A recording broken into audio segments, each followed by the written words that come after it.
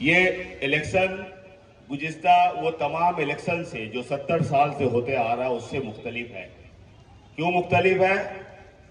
एक पार्टी चिल्ला रही है कि 400 पार 400 पार उनका, और कुछ उनके एमपी, दो चार एमपी, एक चीफ मिनिस्टर चिल्ला रहे हैं कि एक बार 400 पार हमको कर दीजिए, हम मुल्क का ढांचा बदल देंगे, मुल्क का कानून को बदल देंगे। कौन कानून को? उस कानून को जब मुल्क आजाद हो रही थी 1947 से पहले,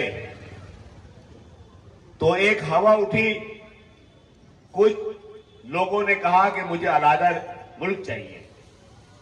मुसलमानों का एक ग्रुप जिसके खिलाफ हिंदुस्तान के हमारे आपके बाप दादाओं ने लड़ाई की कि नहीं, हम इसलिए लड़े थे इस मुल्क में, इसलिए हमारे लाखों हजारों लोगों ने, आपको पता है, आप तारीख उठा के देखिए मुसलमानों का, 10,000 उलमा कराम को दिल्ली के रास्तों में फांसी देने का फंदा नहीं था अंग्रेजों के पास, कांच में लटका कर फांसी दिया गया। 10,000 उलमा कराम शहीद हुए इस आजादी को लाने के लिए। हमारे इस मुल्क में इतनी कुर्बानी है।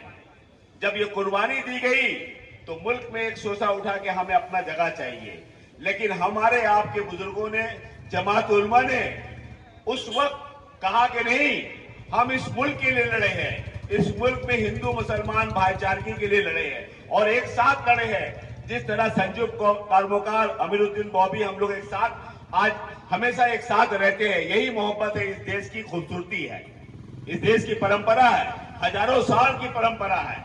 उसको तोड़ने के लिए जब बात होने लगी तो उस बात से लोगों ने कहा कि ये गद्दार है कौम का। हमने गद्दारी का लानत कबूल किया और हमारे बुजुर्गों ने बाबा साहब अंबेडकर के पास बार बार जा रहे थे कि मुल्क का कानून क्या बनेगा। जब एक दूसरा देश बन रहा है और हम इस मुल्क में रहना चाहते हैं हिंदू भाइयों के साथ, आप बताइए, पंडित नेहरू जी, अंबेडकर जी, पटेल जी, आप बताइए कि हमारा मुल्क का कानून क्या होगा। उन्होंने कहा कि कानून बन रहा है, कॉन्स्टिट्यूशन बेंच बैठी हुई है, बना रही है, बताइए कि कानून क्या होगा। जब उन्होंने ये भरोसा दिलाया कि मुल्क का कानून सेकुलर होगा, मुल्क का कानून हिंदू मुसलमान सिख ईसाई तमाम लोगों के लिए होगा, तो हमारे बुजुर्गों ने, हमारे बाप दादा ने फैसला किया कि हम इस मुल्क में रहेंगे, इस मुल्क में मरेंगे, इस मुल्क में जिएंगे। इसलिए आज हमारी लड़ाई बहुत बड़ी लड़ाई है, एक संजीदा लड़ाई है। ये छोटा मोटा इलेक्शन नहीं है। 70 साल से छोटे से हम लोग देखते हुए आ रहे हैं, 25 साल 30 साल से हम लोग देखते हुए आ रहे हैं, और 50 साल से दूसरे लोगों ने भी देखा इस मुल्क का इलेक्शन। ये इलेक्शन मुल्क में पहली बार ऐसा हो रहा है कि आने वाले दिन में ये मुल्क फैसला करेगा कि हम कहां पर रहेंगे। हम नहीं कह रहे, बल्कि देश के बड़े बड़े अरविंद केजरीवाल जी कह रहे हैं।